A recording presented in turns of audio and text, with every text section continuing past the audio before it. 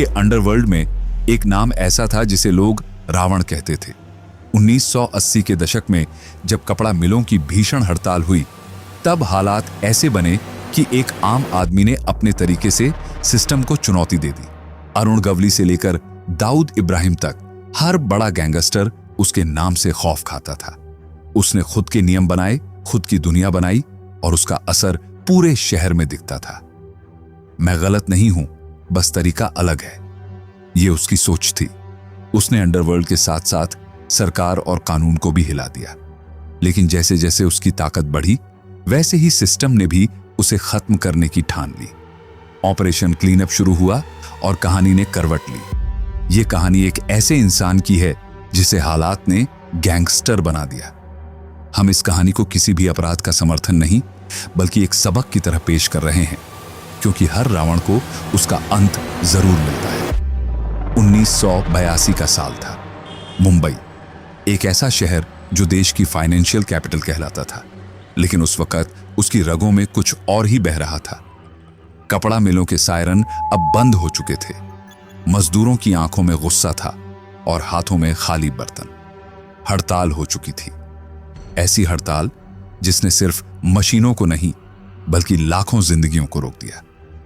करीब 2.5 लाख मजदूर, जिनकी सुबह करघे के शोर में शुरू होती थी, अब सड़कों पर थे।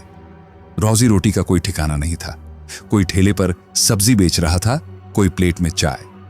जो मिल जाए वही सही वाली हालत थी। लेकिन इस अफरा तफरी के बीच एक और चीज बढ़ रही थी, अंडरवर्ल्ड की पकड़। अब कहानी घूमती है दादर की तरफ, उस सब्जी मंडी की ओर जहां भीड़ का शोर और पैसों की खनक दिन रात गूंजती थी। यहां हर दिन करोड़ों का कारोबार होता था, लेकिन इसी मंडी में पल रहा था एक डर, पोटिया गैंग का डर। देख भाई, दुकान लगानी है तो हफ्ता देना पड़ेगा, नहीं तो ठेला पलट जाएगा। यह आवाज किसी एक की नहीं थी, पूरी मंडी की हवा में घुली हुई थी। पोटिया गैंग कोई फिल्मी विलेन नहीं था, वो हकीकत थी। उनका तरीका सीधा था, जो मंडी में काम करेगा वो उनकी मर्जी से करेगा, जो मना करेगा उसका धंधा खत्म समझो। सब्जी वालों से लेकर ट्रकों में माल ढोने वालों तक हर किसी की कमाई का हिस्सा उस गैंग के पास जाता था। पुलिस, वो या तो आंखें मूंदे थी या जेबें खुली रखी थी, और जो कभी आवाज उठाता उसे शहर की भीड़ में हमेशा के लिए खो जाने का डर था। लेकिन यह सिर्फ एक गैंग की कहानी नहीं है, यह उस दौर की कहानी है जब हालात ने इंसानों को मजबूर किया गलत रास्तों पर चलने के लिए। मजदूर जो मिलों में मेहनत करते थे, अब खुद को पोटिया जैसे गैंग्स के बीच फंसा पा रहे थे। हम ये कहानी आपको इसलिए सुना रहे हैं ताकि आप उस हकीकत को समझ सकें जो पर्दे के पीछे छुपी होती है। हमारा मकसद किसी अपराधी को हीरो बनाना नहीं है, बल्कि आपको उस दौर की एक ईमानदार झलक देना है। YouTube कम्युनिटी गाइडलाइंस का पालन करते हुए यह स्पष्ट करना जरूरी है कि यह कहानी एक ऐतिहासिक परिप्रेक्ष्य में प्रस्तुत की गई है, जहां जुर्म से नफरत है लेकिन सच्चाई से नहीं, क्योंकि कभी कभी सच्ची कहानियां सबसे ज्यादा चौंकाती हैं और सबसे ज्यादा सिखाती भी हैं। बात है 1982 की, मुंबई की दादर सब्जी मंडी, जहां हर सुबह कारोबार से पहले शोर से भरी होती थी। सब्जियों के भाव तय होते, ट्रक पीछे करते हुए मंडी में घुसते और मजदूरों की आवाजें हर गली में गूंजती थीं। इस मंडी में लाखों का नहीं, करोड़ों का कारोबार हर हफ्ते होता था। लेकिन पैसों के इस खेल के साथ मंडी में एक और चीज थी जो हर किसी के जहन में बैठ चुकी थी, और वो था पोटिया गैंग का डर। हर दुकानदार जानता था कि हफ्ते में एक दिन कोई ना कोई आएगा और बोलेगा, भाई को देना है, नहीं तो दुकान की सलामती की कोई गारंटी नहीं। यह इतना आम हो गया था कि लोगों ने इसे भी टैक्स की तरह मान लिया था। हफ्ता यानी एक अनकहा सिस्टम। पुलिस को सब पता था, लेकिन कोई कुछ नहीं कहता। शायद कुछ बोलने की हिम्मत बची ही नहीं थी। इसी मंडी की एक सीधी सादी दुकान थी, नाइक परिवार की। इस दुकान को चलाने वाला लड़का था अजीत नाइक। अपने पिता मारुतिराव नाइक की छोड़ी हुई मेहनत को वो दिल से चला रहा था। सुबह 4 बजे से दुकान खोल देता और रात 10 बजे तक काम करता। गर्मी, बरसात, त्योहार, कोई बहाना नहीं चलता था। उसकी मेहनत ही उसकी पहचान थी। अजीत के परिवार में 2 छोटे भाई और एक बहन थी। सबसे छोटा भाई अमर मारुति राव नाइक, जो उम्र में भले छोटा था लेकिन गुस्से में बड़ा था, और बीच वाला भाई अश्विन नायक, जो इस परिवार की उम्मीद था। पढ़ा लिखा, समझदार और सबसे ज्यादा शांत। उसने सिविल इंजीनियरिंग की पढ़ाई की थी।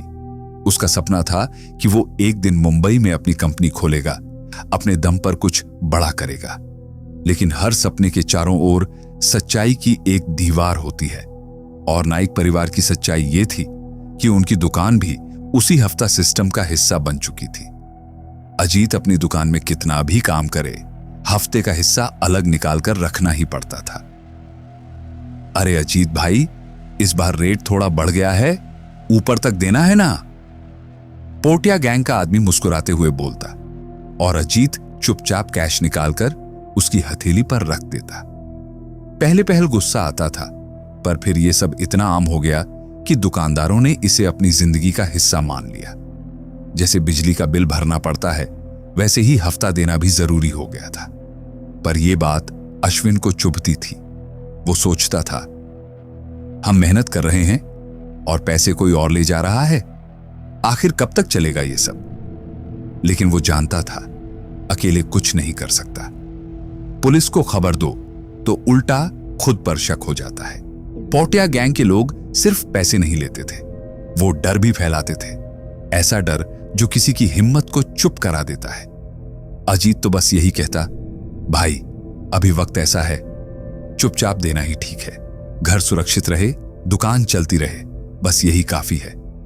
पर वक्त एक जैसा नहीं रहता, और जब हालात इंसान को चुप रहने पर मजबूर कर दें तो उसके अंदर एक ज्वालामुखी बनता है, जो या तो खुद को राख कर लेता है या फिर सब कुछ बदल देता है।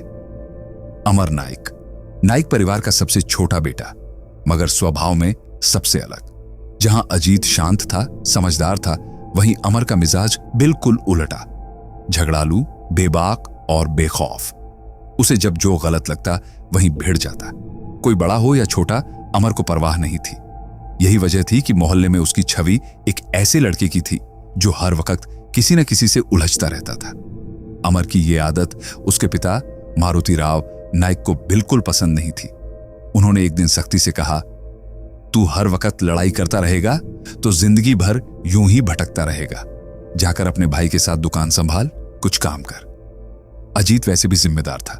उसने कहा, कोई बात नहीं बाबा, मैं संभाल लूंगा इसे, साथ रहेगा तो कुछ सीख ही जाएगा। अब अमर भी सब्जी के धंधे में आ गया। मंडी का माहौल उसे भले नया लग रहा था, लेकिन उसके अंदर जो आग थी वो जल्द ही भड़कने वाली थी। कुछ ही दिनों बाद पोटिया गैंग के लोग हफ्ता लेने फिर दुकान पर पहुंचे, लेकिन इस बार सामने अजीत नहीं, अमर था। भाई को बुला, हफ्ते के पैसे लेने आए हैं, एक गुर्गे ने कहा। अमर ने बिना हिले कहा, भाई नहीं है और पैसे नहीं मिलेंगे, अब जाओ। गैंग वाले पहले तो हंस पड़े। उन्हें लगा ये बस बचकाना बहस है, मगर जब यही बात अमर ने लगातार 2-3 बार दोहराई तो बात अब ना से बगावत तक पहुंच चुकी थी। मंडी में जहां बाकी सभी व्यापारी चुपचाप हफ्ता देते रहे, वहीं अमर की ना ने पोटिया गैंग को चौंका दिया। कौन है ये लड़का जो हमें मना कर रहा है? अब मामला इज्जत का बन चुका था। फिर एक दिन मंडी में वही हुआ जिसकी किसी को उम्मीद नहीं थी। पोटिया गैंग के 5 गुंडे आए और सीधे अजीत पर टूट पड़े। वो उसे मारने लगे, एक ही बात पूछ रहे थे, तेरा भाई अमर कहां है? अजीत दर्द में था मगर चुप था, और तभी अचानक भीड़ को चीरता हुआ अमर सामने आया। मैं हूं अमर, और अब अगर मेरे भाई को हाथ लगाया ना तो कोई मंडी में दिखेगा नहीं तुम लोग। उसने जेब से चाकू निकाला और उन 5 के सामने खड़ा हो गया। मंडी की भीड़ स्तब्ध थी। अमर अकेला था, पर उसके हौसले 5 पर भारी थे। जो टकराव हुआ वो मंडी की गलियों में गूंज गया। 3 गुंडे बुरी तरह घायल हो गए और बाकी 2 जान बचाकर भाग निकले। इस एक घटना ने पूरी मंडी का माहौल बदल दिया। अब अमर नाइक सिर्फ नाइक परिवार का छोटा बेटा नहीं रहा, बल्कि वो एक नाम बन गया, एक चेहरा जो अन्याय के खिलाफ खड़ा हुआ था। दुकानदार जो कल तक चुपचाप हफ्ता दिया करते थे, अब उसकी तरफ देखने लगे। उन्हें पहली बार लगा कि शायद डर के आगे आवाज भी उठाई जा सकती है। अमर का ये रूप देखकर उसके पिता और भाई भी हैरान थे, लेकिन उन्होंने एक बात मान ली, ये लड़का अलग है और शायद वक्त को यही चाहिए था। अमर नायक ने पहली बार आवाज उठाई थी, और वो भी ऐसे कि पूरे पोटिया गैंग की नींव हिल गई। अब हालात बदल चुके थे। अमर ने साफ कर दिया था, अब एक पैसा भी हफ्ते का नहीं जाएगा, चाहे जो हो जाए। और उसकी ये खुली बगावत सिर्फ उसके लिए नहीं, बल्कि पूरे दादर मंडी के लिए एक मिसाल बन रही थी। व्यापारी अब उसे उम्मीद की नजर से देखने लगे थे। उधर पोटिया गैंग को गुस्सा आने लगा था। उन्हें लगने लगा कि मंडी में उनका डर अब पहले जैसा नहीं रहा। हर हफ्ते जो सर झुकाकर रुपए मिलते थे, अब उसमें रुकावट आने लगी थी। और ये सब एक ही इंसान की वजह से था, अमर नायक। पोटिया अब सोच चुका था, अगर इस अमर को सबक नहीं सिखाया गया तो कल बाकी भी सर उठाने लगेंगे। अमर को अंदेशा था कि पोटिया अब सीधे वार करेगा, इसलिए वो सतर्क हो गया था। मंडी के व्यापारियों से रिश्ते मजबूत करने लगा, एक एक से बात कर रहा था ताकि वक्त आने पर कोई अकेला न छूटे। उसकी चालें सोच समझकर चल रहा था, जैसे कोई जंग की तैयारी कर रहा हो। मगर पोटिया ने जो किया, उसने अमर ही नहीं, उसके पूरे परिवार की नींव हिला दी। एक रात अचानक अमर के छोटे भाई अश्विन के गायब होने की खबर आई। एक पढ़ा लिखा सीधा साधा नौजवान जो इन सब बातों से दूर था, उसे पोटिया गैंग ने उठा लिया और सीधा संदेश भेजा, अगर अश्विन को सही सलामत वापस चाहिए तो अमर खुद हमारे पास आए। अमर का खून उबल पड़ा। वो गुस्से में कांप रहा था, लेकिन उसने खुद को संभाला। अब तो ये जंग पर्सनल हो गई है। उसने अपने लड़कों को इकट्ठा किया। तैयारियां शुरू हो गईं। सुबह के 4 बजे निकलेंगे। पोटिया को उसी की भाषा में जवाब मिलेगा। अमर ने कमान संभाल ली थी। मंडी में सरगर्मी तेज थी। सब जानते थे कुछ बड़ा होने वाला है। लेकिन तभी जैसे किस्मत ने एक बार फिर अपना खेल दिखा दिया। उसी रात जब अमर अपने लड़कों के साथ निकलने वाला था, दरवाजा किसी ने जोर से खटखटाया। सब चौंक गए। दरवाजा खुला। सामने अश्विन खड़ा था, बुरी हालत में, थका हुआ लेकिन जिंदा और आजाद। मैं भाग आया भैया। वो सो रहे थे। मैंने मौका देखा और निकल आया। अश्विन ने जैसे ही ये कहा, सबने चैन की सांस ली। लड़ाई की वजह ही खत्म हो गई थी। अमर के अंदर का तूफान थम गया। जिस बदले की आग वो लिए बैठा था, उस पर अब भाई की सलामती ने पानी फेर दिया था। अमर ने उस रात कोई हमला नहीं किया, लेकिन मंडी को समझ आ चुका था, यह लड़का सिर्फ ताकतवर ही नहीं, समझदार भी है। अगर आप अब तक इस चैनल से नहीं जुड़े हैं तो अभी सब्सक्राइब का बटन दबाइए और नोटिफिकेशन बेल को जरूर ऑन कीजिए, ताकि हमारी ये जुड़ी हुई कहानी और आपसे हमारा यूं ही बना रहे। अब बात करते हैं उस मोड़ की जहां से जंग ने असली रफ्तार पकड़ी। पोटिया गैंग अपनी हार पचा नहीं पा रहा था। अमर नायक के हाथों हुई बेइज्जती उन्हें अंदर तक झकझोर चुकी थी। अब वो जान गए थे कि ये लड़का न सिर्फ टकरा रहा है, बल्कि जीत भी रहा है। लेकिन अमर भी अब समझ चुका था कि ये लड़ाई बस हफ्ते की रकम तक सीमित नहीं रही। अब ये एक पूरी गैंग के वर्चस्व को खत्म करने की बात थी। अगर इन्हें खत्म करना है तो इनकी जड़ पर वार करना होगा, अमर ने अपने लोगों से कहा। अमर जानता था कि पोटिया गैंग की असली ताकत उसकी इकोनॉमी थी। वो अवैध शराब, जुए और सट्टे जैसे गैरकानूनी धंधों से मोटा पैसा कमा रहे थे। अमर ने वही करना शुरू किया जो पोटिया सालों से करता आया था, लेकिन अब मकसद अलग था, इनकी कमाई के स्रोत बंद करने। दादर, परेल, चिंचपोकली जैसे इलाकों में अमर के लड़के नंगी तलवारें लेकर उतरने लगे। जो लोग अवैध धंधे कर रहे थे, उनके अड्डों पर धावा बोलने लगे, अब ये इलाका हमारा है, समझे? ऐसा बोलते हुए वो न सिर्फ धमकाते, बल्कि पोटिया के लोगों से वसूला गया पैसा भी वापस करने लगे। धीरे धीरे वो सारे इलाके जहां पहले पोटिया का नाम चलता था, अब अमर नायक के नाम से पहचाने जाने लगे। पोटिया गैंग की आर्थिक कमर टूट चुकी थी। उनके अड्डों पर सन्नाटा था।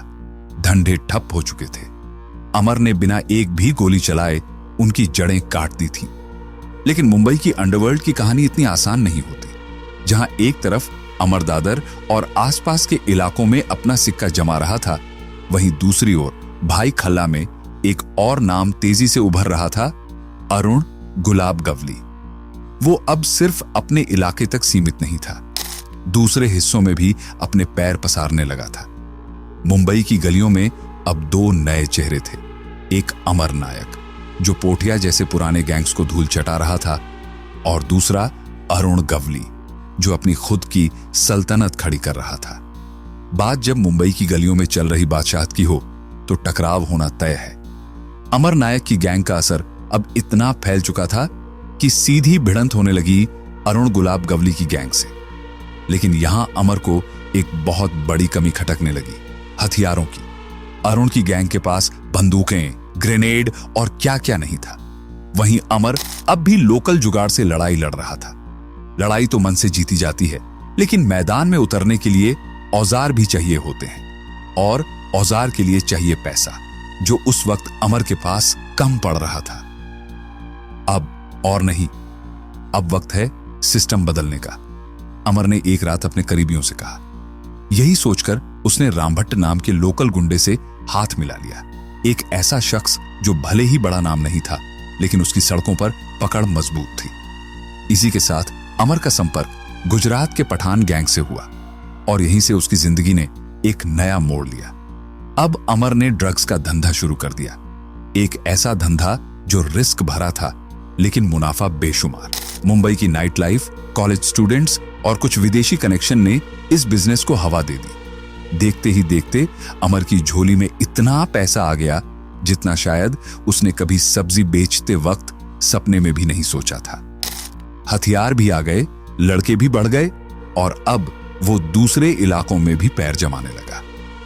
प्रभा देवी जैसे पौष इलाकों में वालजी पालजी भाई का सिक्का चलता था। अमर ने उनसे भी हाथ मिला लिया। तू तेरा देख, मैं मेरा देखूंगा। लेकिन इलाके में अब बस एक ही नाम गूंजेगा, नायक। अब अमर नायक सिर्फ एक लोकल गैंगस्टर नहीं रहा, बल्कि एक उभरता हुआ अंडरवर्ल्ड डॉन बन गया था। साल 1985 दादर के लोगों के लिए बड़ा साल था। यहां से शिवसेना का एक दमदार कैंडिडेट खड़ा हुआ, लेकिन मजाल है जो इलाके में उसकी एक भी सभा हो पाई हो। लोग डर के मारे घरों में दुबक गए थे। वजह थी अमर नायक की धमकी। असल में अमर ने इलाके के लोगों को साफ कह दिया था, वोट डालना है तो डालो, लेकिन मेरी मर्जी के खिलाफ मत जाना। वजह, इस चुनाव में एक पारसी कैंडिडेट भी खड़ा हुआ था जिसे अमर ने पैसे लेकर सपोर्ट करने का वादा किया था। अमर चाहता था कि उसका उम्मीदवार जीते ताकि उसका रसूख राजनीति में भी दिखे। हालांकि हुआ इसके उलट, शिवसेना का कैंडिडेट चुनाव जीत गया, लेकिन फिर भी अमर ने जो दिखाया वो साफ था। अब राजनीति भी उसकी ताकत से डरने लगी थी। मुंबई की अंडरवर्ल्ड दुनिया अब अपने सबसे खतरनाक मोड़ पर पहुंच चुकी थी। हर कोई अपना झंडा गाड़ने को बेताब था। एक तरफ था दाऊद इब्राहिम, जो अब दुबई से बैठकर पूरे खेल को ऑन परेड कर रहा था। उसके लिए काम कर रहा था उसका सबसे वफादार सिपाही छोटा राजन। दूसरी तरफ थे अरुण गवली, बाबू रेशिम, रामा नाइक जैसे लोकल डॉन्स, जो अभी भी जमीन से जंग लड़ रहे थे। लेकिन इन सबसे अलग और सबसे अलग चाल चल रहा था अमर नायक। छोटा राजन ने गवली गैंग पर तो जमकर वार किए। अरुण गवली के बड़े भाई पापा गवली को मारा गया, बाबू रेशिम को खत्म कर दिया गया और रामा नाइक को भी रास्ते से हटा दिया। लेकिन एक नाम ऐसा था जिसे छोटा राजन चाहकर भी छू नहीं पाया, और वो था अमर नायक। क्योंकि अमर अब सिर्फ मुंबई का ही नहीं रहा था। वह कभी लंदन, कभी बैंकॉक, तो कभी कुआलालंपुर जैसे शहरों में घूमता रहता। उसका ठिकाना कोई नहीं जानता। पासपोर्ट भी 5 अलग अलग नामों से बनवा रखे थे। मतलब वो एक इंसान नहीं, 5 चेहरे बन चुका था, और हर चेहरा था एक नया धोखा। पुलिस उसकी तलाश में दिन रात लगी थी, लेकिन अमर जैसे छुपता था वैसे ही सामने आकर भी बच निकलता था। एक बार की बात है, वो एक पुलिस स्टेशन के बाहर खड़ा था। एक अफसर के पास गया और बोला, क्या हाल है इंस्पेक्टर साहब? अफसर ने मुस्कुराकर जवाब दिया, ठीक हूं भाई, तुम बताओ। अमर हल्की सी हंसी के साथ वहां से चला गया। जब बाद में अफसर को पता चला कि वो शख्स अमर नायक था, तो उसके होश उड़ गए, क्योंकि अमर अब अपना हुलिया बदलने में उस्ताद बन चुका था।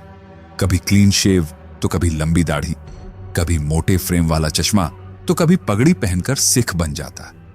उसके जैसे किरदार बदलने वाला गैंगस्टर शायद ही अंडरवर्ल्ड ने देखा हो। उस वक्त न कोई सोशल मीडिया था, न ही वायरल होने वाला कोई फोटो। इसलिए अमर की कोई ताजा तस्वीर पुलिस के पास नहीं थी, और जब तक चेहरा नहीं तब तक नाम सिर्फ अफवाह बनकर रह जाता है।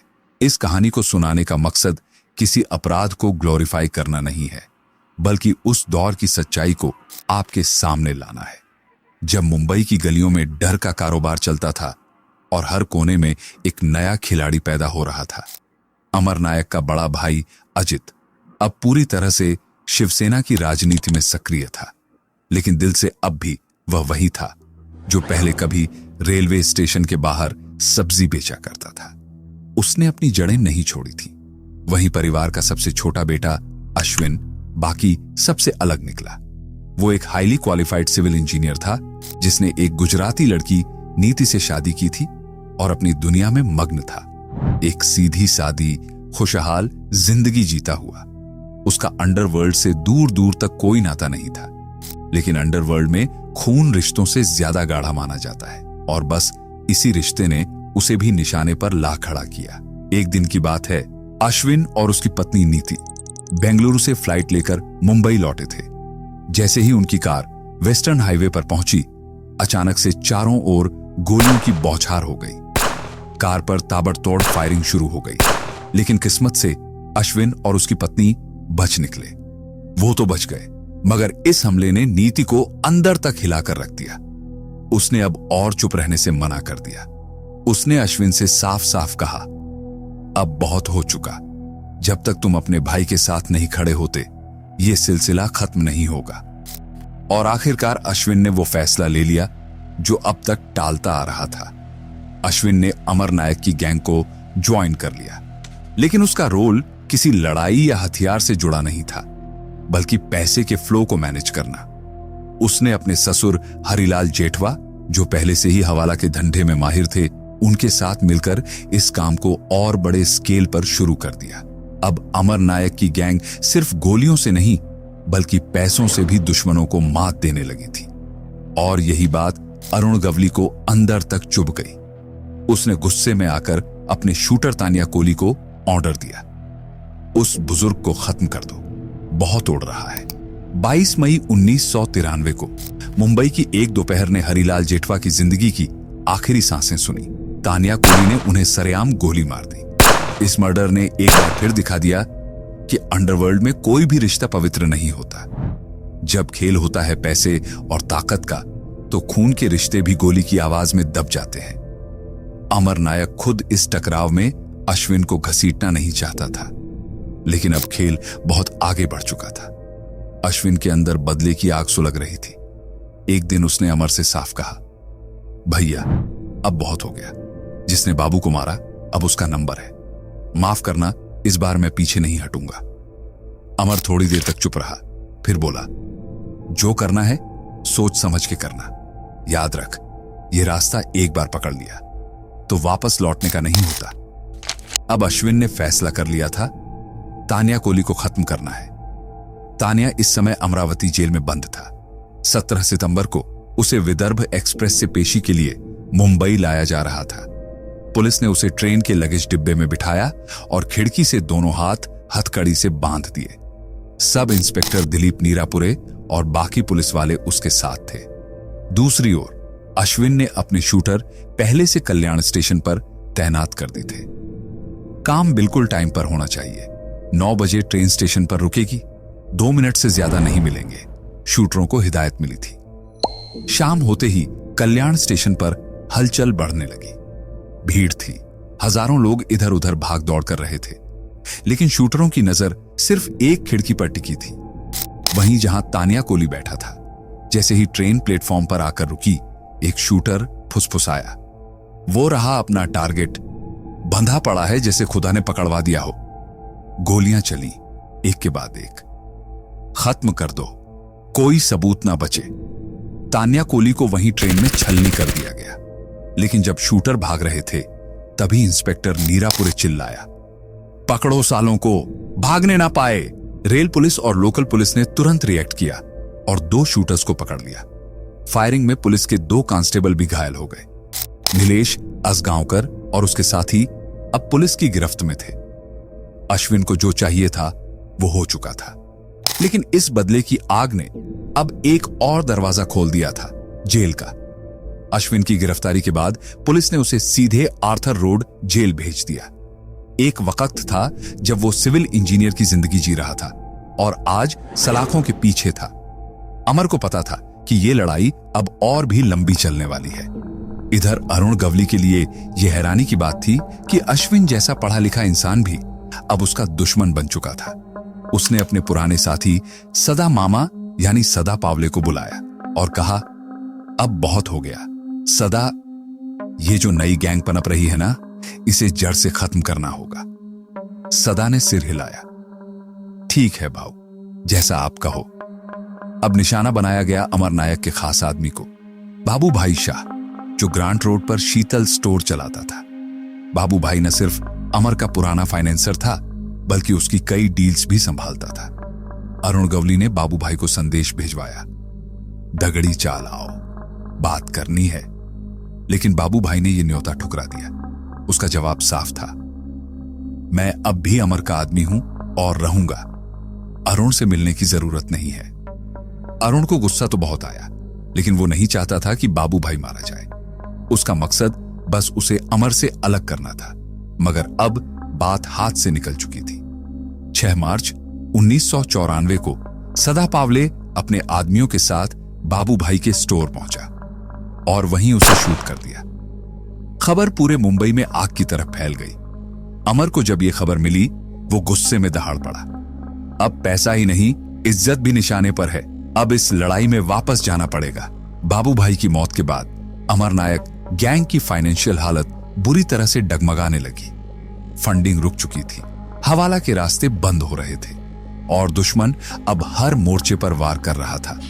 लेकिन एक बात तय थी, अमर कभी हार मानने वालों में से नहीं था।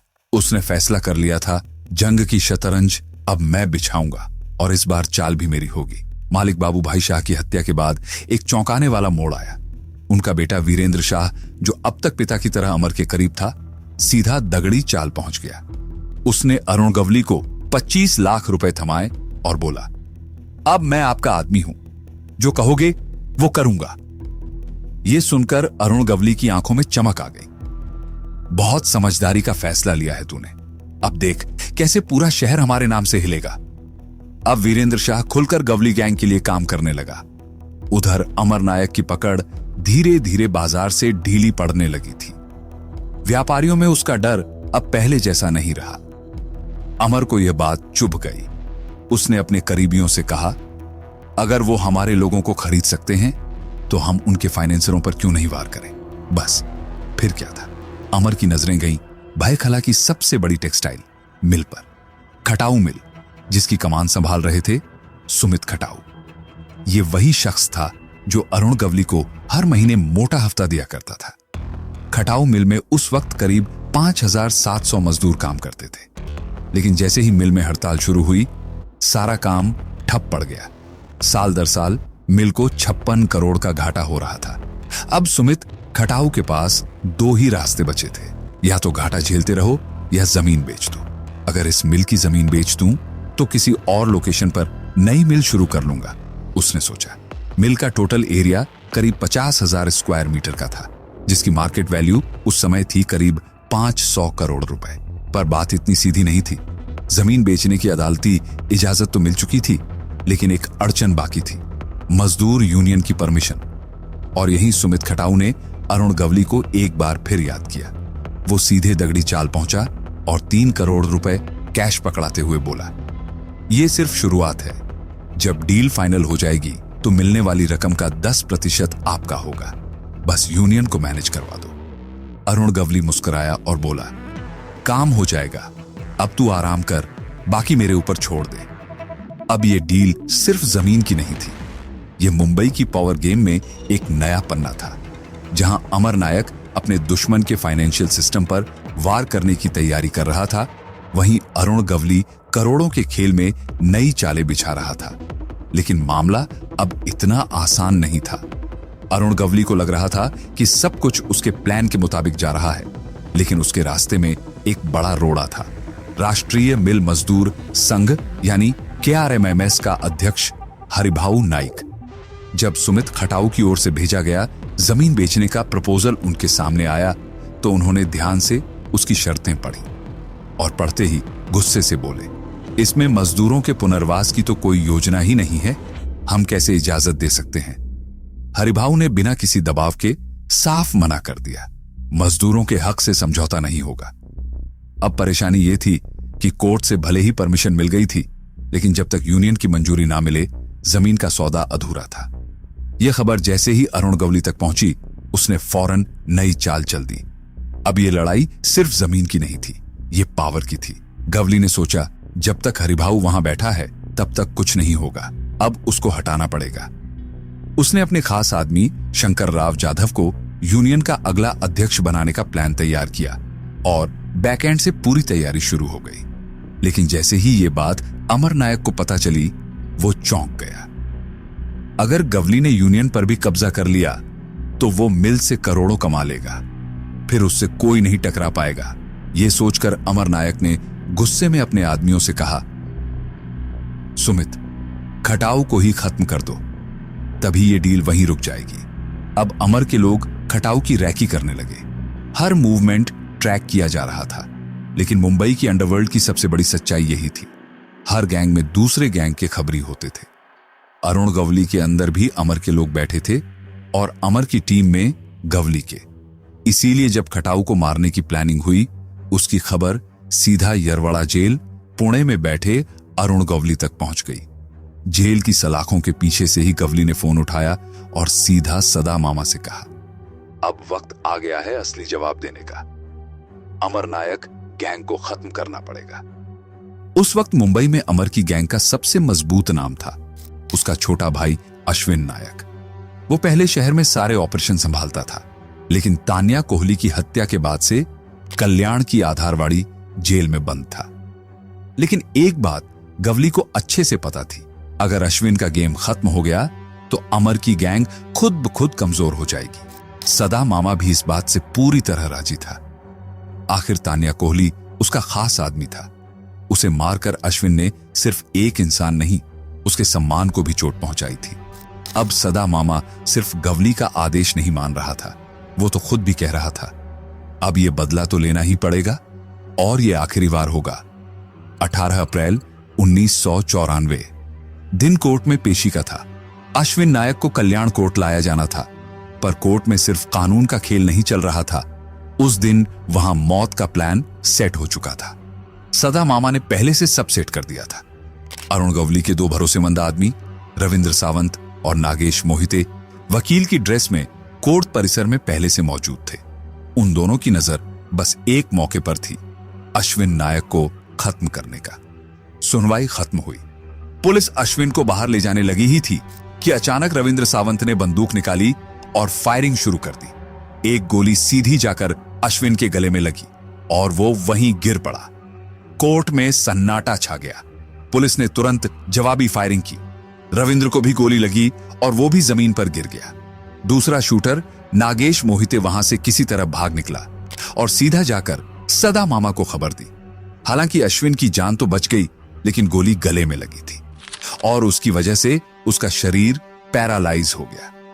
अब अश्विन बिस्तर पर था, लेकिन उसका भाई अमर नायक आग बबूला हो चुका था।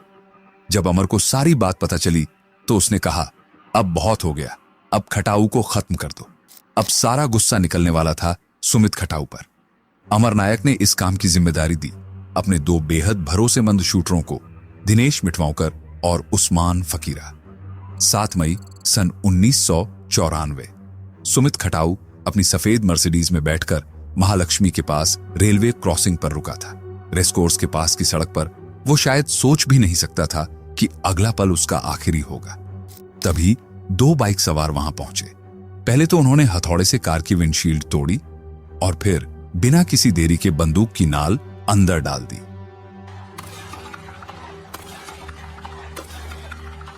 लगातार गोलियां चलीं।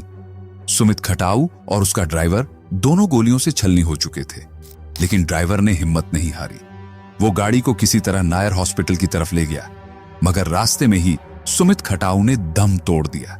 इस घटना ने सिर्फ अंडरवर्ल्ड को नहीं बल्कि पूरे प्रशासन को झकझोर दिया था। अब अमर नायक ने उस वक्त के सबसे बड़े नाम को मिटा दिया था और ये वो मोड़ था जहां से पुलिस ने ठान लिया कि चाहे जो हो, अब अमर नायक और उसकी गैंग को हर हाल में खत्म करना ही होगा। साल था 1996 और मुंबई पुलिस अब अमर नायक को छोड़ने के मूड में बिल्कुल नहीं थी। यह केस सौंपा गया था उस दौर के सबसे खतरनाक एनकाउंटर स्पेशलिस्ट विजय सालस्कर को। अब पूरा सिस्टम एक्टिवेट हो चुका था, हर एरिया में पुलिस की नजर थी और आखिरकार एक इनपुट आया। 10 अगस्त 1996 को अमर नायक मिदनापुर इलाके में देखा जाएगा। बस फिर क्या था, सालस्कर ने अपनी टीम को तैयार किया। बुलेट प्रूफ जैकेट्स पहनकर सब लोग मौके पर पहुंच चुके थे, लेकिन यहां एक बड़ी दिक्कत थी। किसी के पास अमर नायक का चेहरा तक नहीं था, ना कोई स्केच, ना फोटो। कोई भी नहीं जानता था कि अमर नायक दिखता कैसा है। टीम बस उसकी कार का इंतजार कर रही थी। दोपहर के बाद करीब 12 बजे एक पुरानी सी फिएट कार उस एरिया में दाखिल हुई।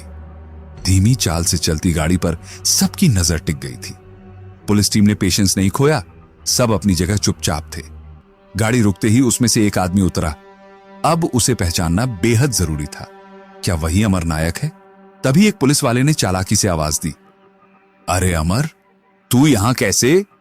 उस बंदे ने जैसे ही यह सुना, उसका चेहरा बदल गया। वो पलटा और धीरे धीरे उस पुलिस वाले की तरफ बढ़ने लगा। शायद सोच रहा था कि यह उसे जानता कैसे है, मगर तभी उसके चेहरे का एक्सप्रेशन बदल गया। उसे समझ आ गया कि यह पुलिस वाला है।